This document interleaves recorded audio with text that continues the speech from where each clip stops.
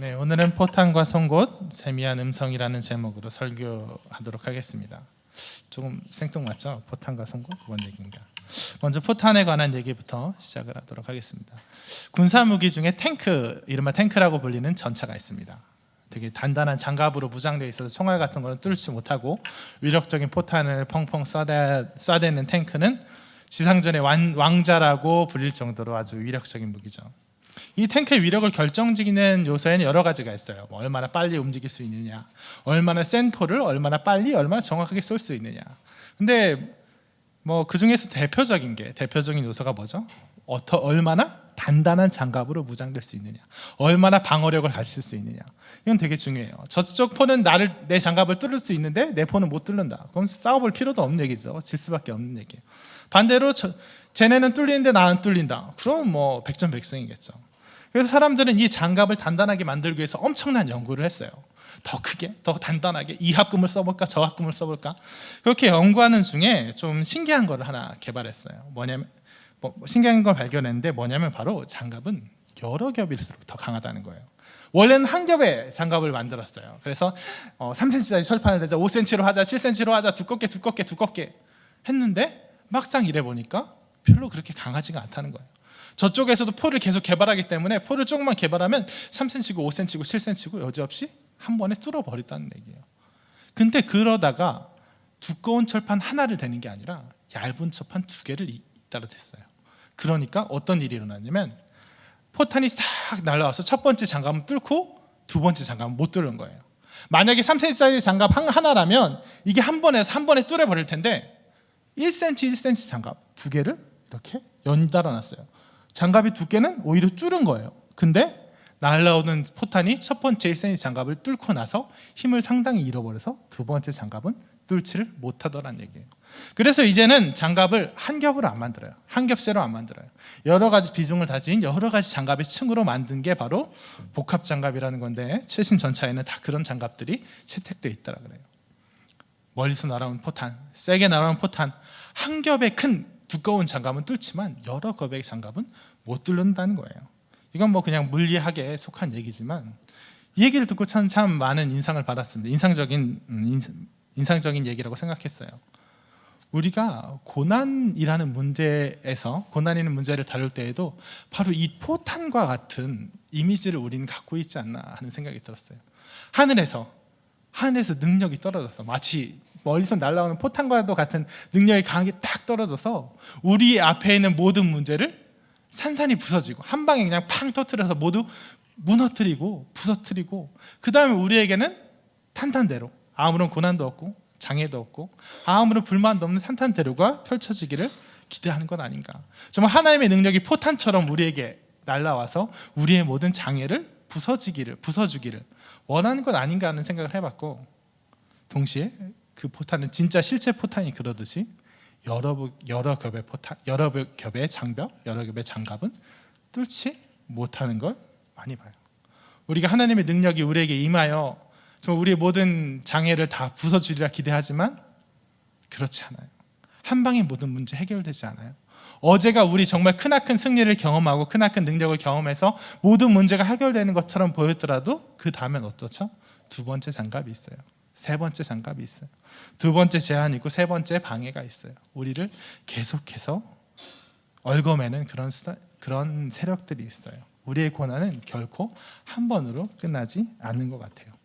오늘 본문의 엘리야도 바로 이런 모습을 보여줘요. 오늘 본문의 엘리야, 어떤 엘리야입니까? 이세벨이 너를 죽여버리겠다. 엘리야가 처치한 그 850명의 바알과 아세라 선지자들과 그들과 똑같이 너도 죽여버리겠다고 이세벨이 언포하니까 엘리야가 어때요? 벌벌 떨면서 하나님께로 도망가서 하나님 저 죽여주십시오. 나 이럴 보니 차라리 죽여주십시오 하고 앓는 소리, 징징대는 거예요. 앓는 소리를 해요. 이걸 보면 처음에 좀 의아한 느낌이 들을 수 있어요. 왜냐? 겁먹을 수도 있죠. 겁먹을 수 있는데 이 19장의 엘리야가 어떤 엘리야예요? 17장, 18장 그 이전에 어마어마한 일들을 경험한 엘리야예요. 어떤 엘리야? 내가 말하기 전까지는 이스라엘 땅에 비가 내리지 아니하리라 하는 그 말대로 비가 안 내리고, 엘리야가 하나님께 간구하니까 바로 비 내리고, 그리고 바알과 아세라 선지자 850명과 당당히 맞짱을 떠가지고 거기는 뭐 불 내릴 기미도 안 보이고, 여기는 정말 드라마틱하게 물도 갖다 붓고 도랑해갖고 하나님 하고 부르는 순간 불이 떨어져가지고, 하나님 불 내려주세요 하고 부르시는 순간 불이 떨어져갖고 다 살라버리고, 이스라엘 백성이 그걸 보고 크게 돌이켜서 850명 다 즉각적으로 죽여버리고, 구약 성경에 이 정도로 드라마틱한 장면이 몇 안 될 정도로 정말 하나님의 능력이 강하고 드라마틱하게 화려하게 드러난 바로 그 직후의 엘리야예요. 하나님의 능력을 정말 크게 체험해본 엘리야예요. 근데 바로 그 다음의 순간 어때요? 진짜 자객이 찾아온 것도 아니고, 진짜 뭐 어디서 군대가 그를 잡으려고 출발했다는 얘기를 들은 것도 아니고, 뭐예요? 단지 말 한마디 때문에, 이세벨의 말 한마디, 너 반드시 죽여버릴 거야 하는 그 말 한마디 때문에 지금 벌벌 떨고 있는 거예요. 이해 안 되죠? 아니 어떻게 큰 능력 경험한 사람이 그래요? 이세벨이 또 그런답니까? 하나님, 이세벨이 그런답니다. 이번엔 이세벨 혼내주세요 라고 강구할 것 같은데 안 그래요. 새삼스럽게 벌벌 떨어요. 왜 그럴까요? 그거는 뭐 흔히들 이렇게 얘기하죠. 인간이 원래 약해서 어제 승리해도 오늘 실패할 수 있다, 이런 식으로 해석하는데 맞는 해석이에요. 근데 그보다 한 발짝 더 나간 해석이 가능하리라고 생각해요. 19장의 엘리야는 17장 18절에 그 성공에도 불구하고 실패하고 넘어지고 두려워 떠는 것이 아니라 17장 18장의 성공이 너무나도 화려했기 때문에, 너무나도 즉각적이고 너무나도 멋있었기 때문에, 너무나도 대단한 성공을 경험했기 때문에 바로 19장에서 실패하는 거예요. 무슨 말이냐면 17장 18장 대단한 성공, 대단한 역사 이뤄낸 다음에 이랬는데도 이세벨이 안 변하니까, 이랬는데도 소용이 없으니까, 이랬는데도 상황은 여전하니까 맥이 탁 풀리는 거예요. 지친 거예요. 어떻겠어요? 엘리야 17장 18장에서 얼마나 큰 기쁨을 맛봤겠어요. 아합과 이세벨이 주의 선지자를 정말 핍박하고 막 죽이고 정말 이스라엘 사람들도 막 타락해 가는데, 하나님께서 나 이렇게 크게 들어서주셨어, 하나님의 능력이 나를 통해 이렇게 강하게 드러났어 할 때, 야 정말 신난다. 정말 이 모든 장애들이, 이 모든 방해들이, 이 모든 고난들이 이제는 끝날 것 같으리라, 이제는 끝나리라, 이렇게 생각했겠죠. 그래서 담대하게 나갔는데 그 바로 다음 순간 어때요? 이세벨이 여전한 거예요. 아무것도 바뀌지 않은 거예요. 내가 경험한 크나큰 성공이 아무것도 바꾸어 놓지 않은 거예요. 이럴 때 우리는 엘리야도 그렇고 우리는 어때요? 지쳐요. 맥이 탁 풀려요. 이건 마치 뭐 킹콩, 헐크, 고질라, 뭐 아니면 외계인 침략 전쟁 영화 있잖아요. 공군이 출동해서 막 그 우주선이나 뭐 이런 걸 폭격을 바바방 해요. 그럼 군인들이 와 성공했어 하는데 이제 그 포연이 젖히면 어떡하죠? 멀쩡하잖아요. 그러면 갑자기 사람들이 맥이 탁 풀리고 절망에 감도기 시작하고, 멀쩡하게 잘 피했던 비행기들이 갑자기 떨어지기 시작하고, 바로 이런 영화적 진실이 담고 있는 바로 그런 마음가짐 같아요. 내가 성공하리라, 내가 성공했다고 생각했는데 그 바로 다음 순간 아무것도 달라지지 않았을 때, 우리도 마찬가지로 고난이 처음 우리에게 임했을 때, 어떤 문제가 우리에게 임했을 때 우리가 정말 힘을 들여서 정말 기도하고 간구하고 우리가 정말 충성해서 하나님께 헌신해서 뭔가 일을 이뤄보겠다 하고 어느 순간 작은 성공도 거둘 줄 몰라요. 혹은 실패만 경험할지 모르죠. 그렇게 충성하고 헌신하고 해서 성공과 실패를 거듭하다가 내가 계산했던 그만큼 이 정도면 되겠지 했던 그만큼이 지났는데도 문제가 여전하다, 고난이 여전하다, 또 그 다음에 고난이 찾아온다. 이때 우리는 지쳐요. 우리는 낭망해요. 하나님 이렇게까지 했는데 안 변하네요. 하나님 이렇게까지 했는데 아무것도 달라지는 건 없네요. 그럴 때 우리는 지쳐서 나가 떨어지기 마련입니다. 그래서 우리는 이거를 명심해야 될 것 같아요. 포탄과 송곳과 세미한 음성 중에 포탄, 하나님이 우리에게 주시는 그런 능력들은 그런 능력과 고난의 문제에 있어서 우리 하나님의 능력이 포탄처럼 날아와서 우리의 모든 고난들을 다 부숴버리고 그 다음은 잘 먹고 잘 살았습니다의 행복의 그 순간들만 우리를 찾아오기를 기대하지만 그렇지 않아요. 우리가 오늘 승리했다고 할지라도 내일은 여전한 고난이 찾아오고 있어요.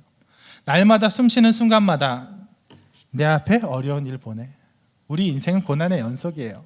불교에서 말하는 용어를 굳이 빌려오지 않는다 할지라도 날마다 어려운 일들이 우리를 감싼다는 거 우리들 이미 경험을 알고 있고, 그것은 우리가 하나님의 말씀에 순종하려 하면 할수록 그럴 거예요. 이 세상 권세 잡은 자들, 대적자들이 우리를 가만 놔두지 않아요. 오히려 우리가 그들에게 젖어서 그냥 좋은 게 좋은 거지 하고 살려고 할 때는 오히려 찾아오지 않을 수 있는 고난과 어려움들이, 그 방해와 핍박들이 우리가 하나님의 말씀대로 살려고 하면 당장 우리를 찾아와요.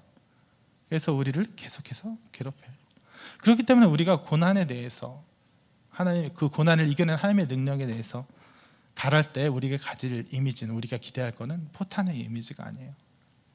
하나님께서는 물론 우리에게 극적인 순간, 드라마틱한 순간, 너 눈 한번 질끔 갖고 나를 믿어봐라, 눈 한번 질끔 갖고 내게 충성해봐라 하는 그런 순간 허락해 주시는 건 맞지만, 대부분의 경우는 그렇지 않아요. 우리의 순종은 그게 순간적으로 이루어질 수 있는 것들이라기보다는 길고 지루한 싸움이에요.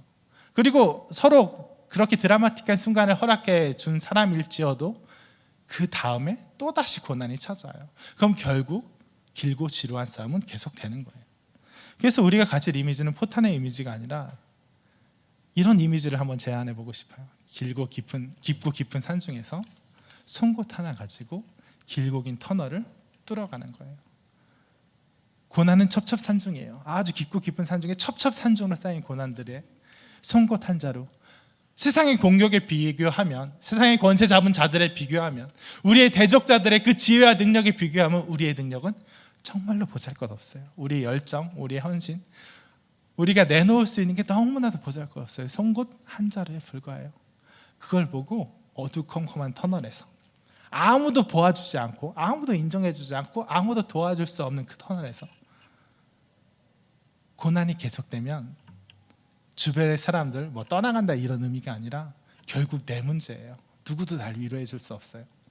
사람들 정말 고난이 심해지면, 고난이 우리 삶 속에서 오래 가면 어떻게 되냐면, 남이 나에게 해준 위로와 사랑 도움되죠. 도움되지만 진정으로 문제를 해결해 줄 수 없어요.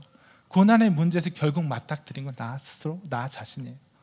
그래서 결국 우리가 맞닥뜨릴 고난은 깊은 산 중에서 홀로 어두컴컴한 터널을 송곳 하나 갖고 뚫어가는 거예요. 이것은 왜 그러냐? 바로 하나님께서 우리에게 고난을 통해서 갖고 계신 그 의도와 가장 적합한 그림이에요. 여러분, 고난이 왜 우리에게 주어진다고 생각하세요? 하나님의 손이 짧아서? 하나님의 능력이 없어서? 하나님께서 우리를 괴롭히시는 걸 즐기시느라? 아니죠. 고난은 최초의 고난, 최초의 고난을 할 수 있겠죠. 아담과 하와가 에덴 동산에서 쫓겨나면서 땀 흘리는 수고와 해산의 고통을 받았을 때부터 이미 뭐였냐면, 그것을 통해서 하나님께로 돌아오라는 거였어요. 하나님 우리를 고난에서 구원해내실 힘이 없어서 우리를 내버려 두시는 것도 아니고, 우리를 벌하는 것을 즐기시느라 그런 것도 아니고, 다만 뭐예요? 우리가 그 고난을 통해서 우리가 갖고 있는 교만들, 우리가 갖고 있는 나의 우리가 갖고 있는 나의 공로, 우리가 갖고 있는 내 자신의 능력에 대한 신뢰 같은 것들, 모든 것들 버리고 돌아오라는 거예요. 그게 하나님께서 우리에게 갖고 계시는 고난의 목적이에요.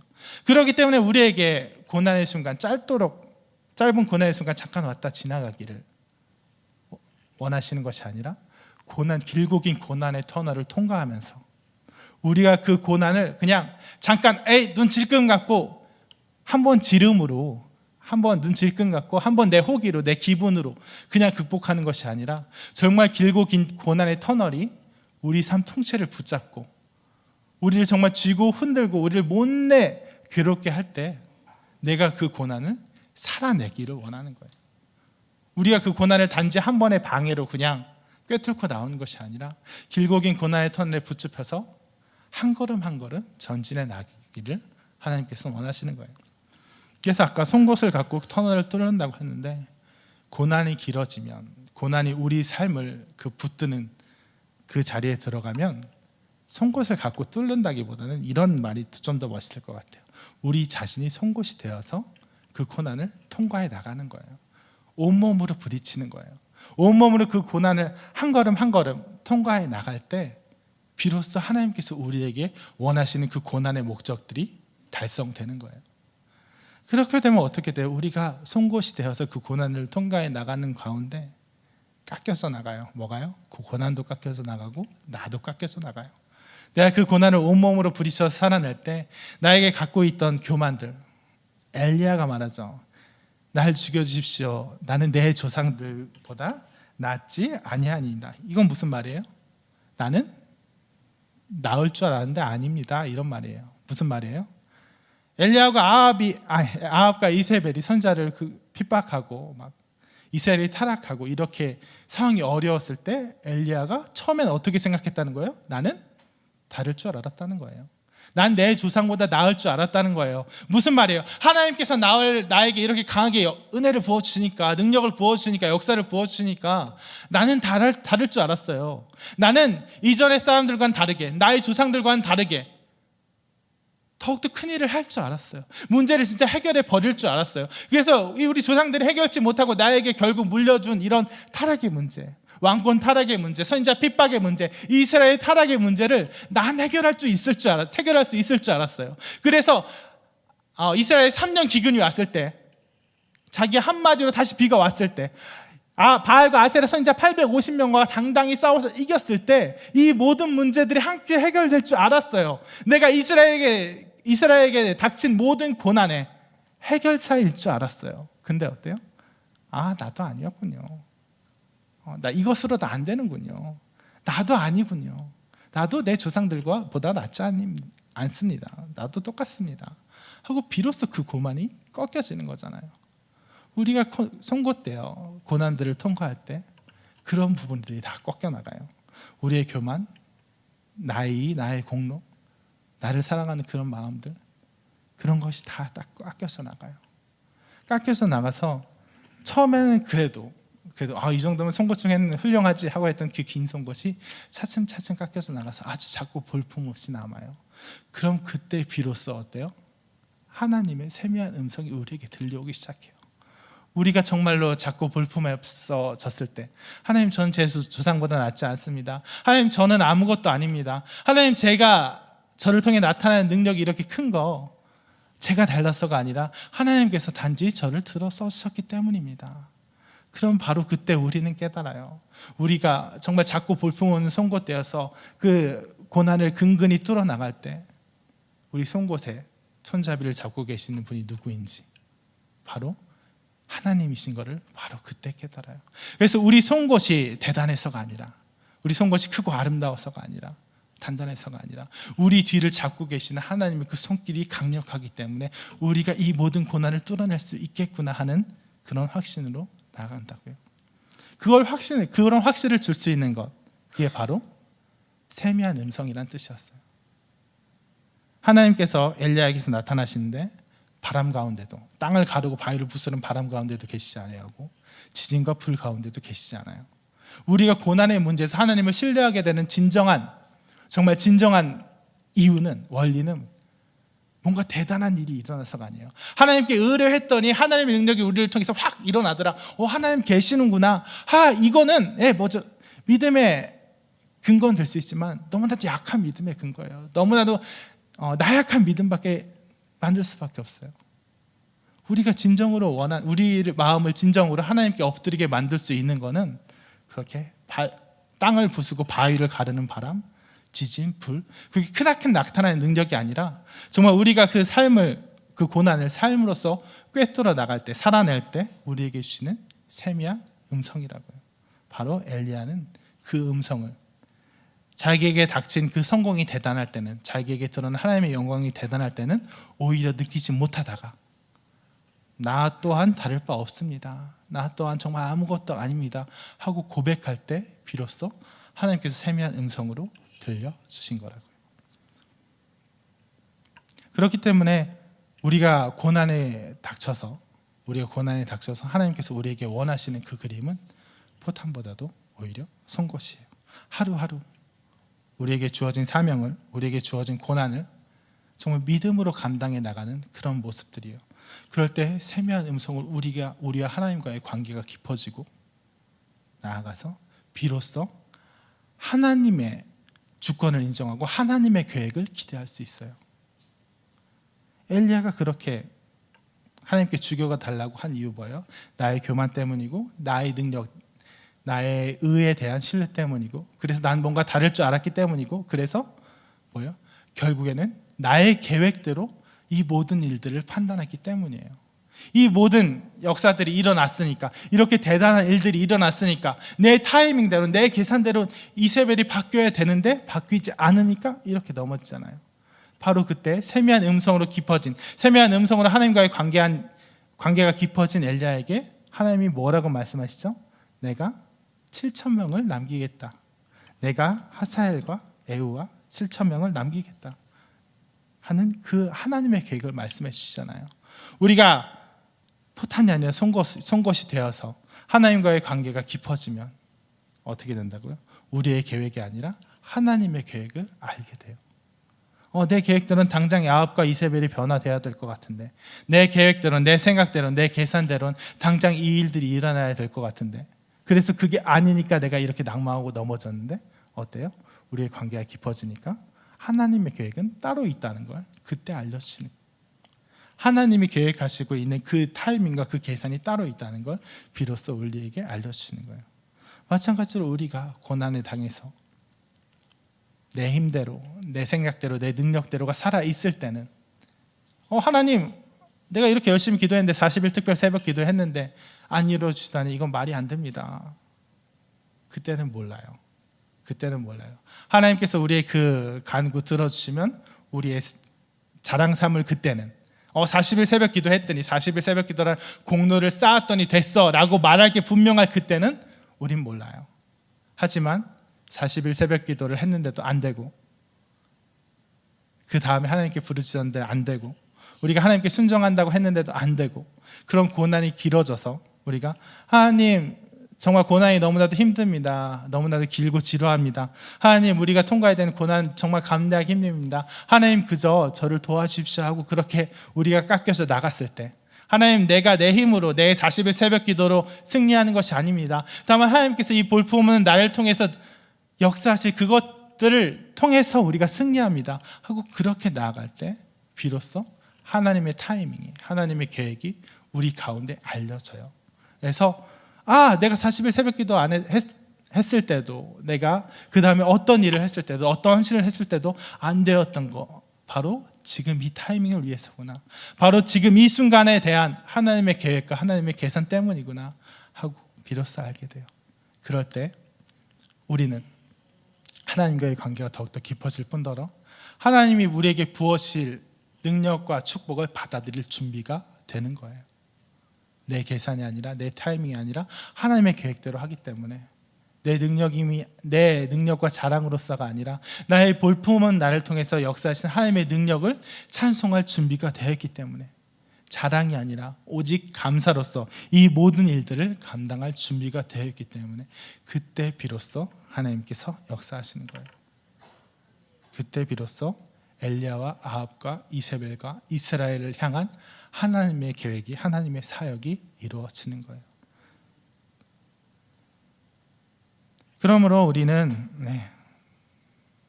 말씀을 정리하도록 하겠습니다. 그러므로 우리는 고난에 대해서, 하나님의 능력에 대해서 모든 것을 단번에 처리하려고 하는 그런 조급한 마음을 버려야 합니다.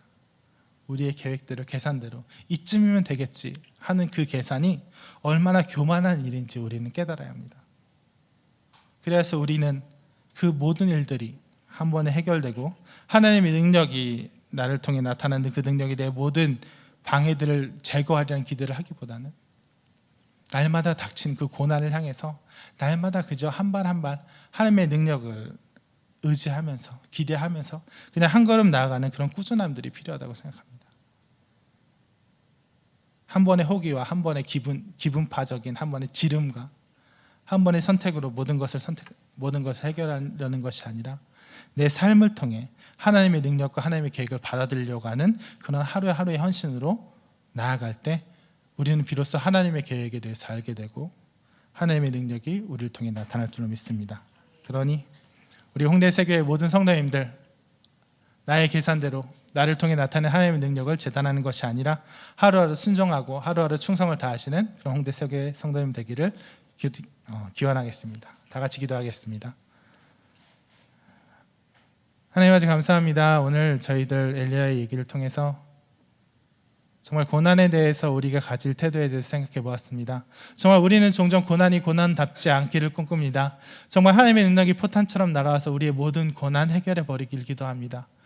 그래서 그 다음부터는 내가 하나님의 능력 바랄 필요도 없이 우리 앞에 탄탄대로가 펼쳐지길 기대합니다. 하지만 하나님께서 우리에게 고난을 보내주신 이유 무엇입니까? 하나님께서 우리를 고난 중에 내버려 주신 이유 무엇입니까? 그 고난이 우리의 모든 것 깎아내고 우리의 모든 공로주의와 의와 교만들을 깎아내고 오직 하나님 바라보게 하는 아버지 그런 의도로 우리에게 고난 보내시는 걸 알고 있습니다. 하나님 저희들 그러하오니 하루하루의 고난을 저희들 살아낼 때 저희들의 모든 교만과 아짓들 깎아낼 수 있도록 도와주셨고 저희들 그렇게 내 스스로가 자꾸 볼품없어질 때 자꾸 볼품없다 여겨질 때 정말 내가 아니라 나를 통해 역사하시는 그 하나님의 능력에만 아버지 영광 돌릴 수 있도록 도와주옵시고 그럴 때 비로소 알게 된 하나님의 계획으로 우리의 마음을 위로하고 우리의 마음을 충성의 자리로 이끌 수 있도록 도와주옵소서. 이 모든 말씀 예수님의 이름으로 기도드렸습니다. 아멘.